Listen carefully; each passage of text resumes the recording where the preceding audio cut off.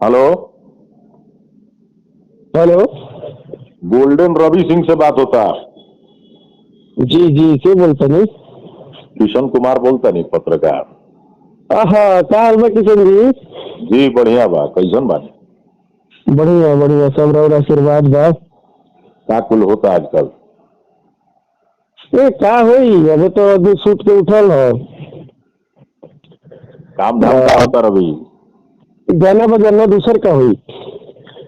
कोई संदर्भ में रुआ लगा फोन कैले बनी रवि जी? आप तो रुआ तो जानता नहीं कि कोनो भी अच्छा बुरा खातिर हम कलाकार से बातचीत करी ला। रउरा अच्छा गाना के बड़ा तारीफ हम कैले बनी पहले भी, बिल्कुल बिल्कुल, याद बा लेकिन हमरा। एगो सवाल पूछेला फोन कैनी है।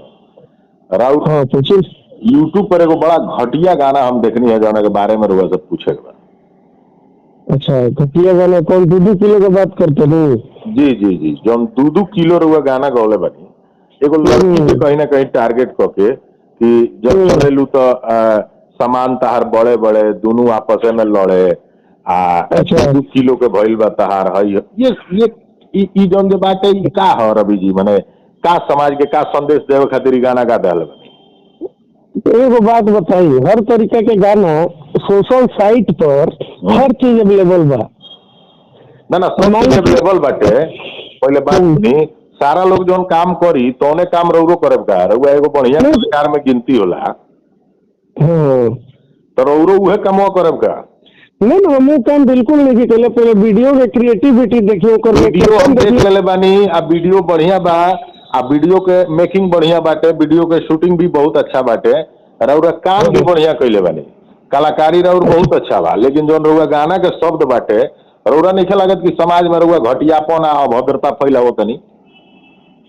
अच्छा देखी, तनी मनी मूड दूसरे टाइप के रहे, गाना गवा गई हमरा से। कुछ लोग हमरा से और भी कहल हो। अच्छा, काल रउर मूड बन जाई कि हम कपड़ा खोल के घूमी, तब तो रउआ वीडियो एल्बम में फाइनले खोल के वीडियो एल्बम बना दे। और 6 पैक बना ले जाइए तो ये खोल सकता आदमी, खाली शर्ट उट दिखा दिया आदमी। ना ना, तो जइया थाई रउआ बना ले, जांग के एक्सरसाइज कर ले, तो ये तो पैंटो खोल दे। पैंट तो ना खुली महाराज। ना ना, लागत आज धीरे धीरे रुआ लोग जेंगा मने अभद्रता फैलाओ तनी सोसाइटी में। राउर राउर बढ़िया गाना के रवि जी प्रचार हम कैले बानी, बढ़िया के चर्चा कैले बानी, बकायदा वीडियो जौन जे बा बना करके। तो राउर गलती पर अंकुश लगावे के, सवाल पूछे के हमारा अधिकार बा। बिल्कुल 100% बात। रउरा का लगा था? रुआ गा के बहुत अच्छा काम कैले बनी, ये एक टाइप के घटिया गाना। अच्छा, हम का करी किशन जी बताई? कुछ दोस्त मित्र यार साथी भी कहलन कि कुछ ऐसा गाओ जो ऑर्केस्ट्रा में बाजो। आपने दोस्त मित्र कहियो रुआ के जेल भेजवा दिलो? नहीं, जेल काहे भेजवा दिलो? और दोस्त मित्र काल कहो लो कि रवि भाई आप जो है बहुत बड़े हिटमैन बन जाइएगा, बहुत बड़ा सुपरस्टार बन जाइएगा, आप पैंट खोल के गाना गाइए। पैंट काहे खोल देंगे? आप हमको जानते हैं बढ़िया से। ना तो होगा मत करी ना रवि जी। रउआ पर एगो कहीं ना कहीं ई चीज हमनी के रहे लगे, हाँ रवि रवि सिंह बढ़िया कलाकार हुए, बढ़िया गाना गई हैं, और वह गाना गाओ तनी जो 2-2 किलो तहार आपस में लड़े, सामान बड़े बड़े। अरे मैं का कही? अच्छा, ये नहीं लागत कि महिला के कहीं ना कहीं अपमान हो रहा है? ना ना ना, महिला के अपमान के कोनो बात नहीं है। महिला के अपमान नहीं है, कोई गई लोग मिजाज हो। हर तरीके के आदमी प्रयास करे लगावे के, तो एगो हो गई उल्टा उठ के तो कभी का कल जाओ ना। तो रवि जी रउरा से ऐसा उम्मीद ना रहेला।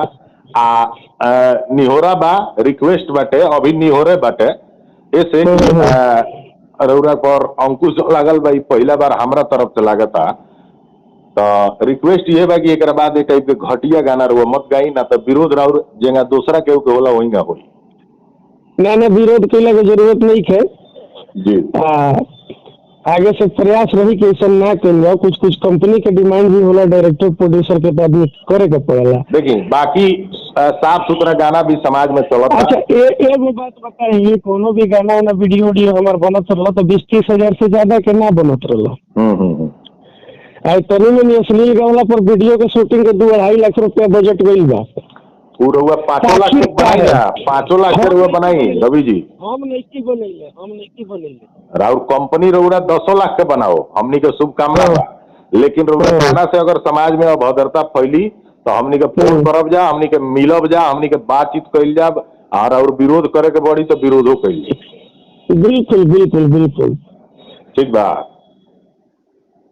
तो एकरा के तनी सा सुधार कइल जाओ रवि जी, कहीं ना कहीं समाज खातिर अच्छा नहीं है। बिल्कुल एकर प्रयास हम करे आगे से। हमरो तनी मनी खटकता ई बात के से लेकिन विचार। कारण ही बाटे कि राउर राउर गिनती घटिया कलाकार में ना होला, यही से हम फोन करी।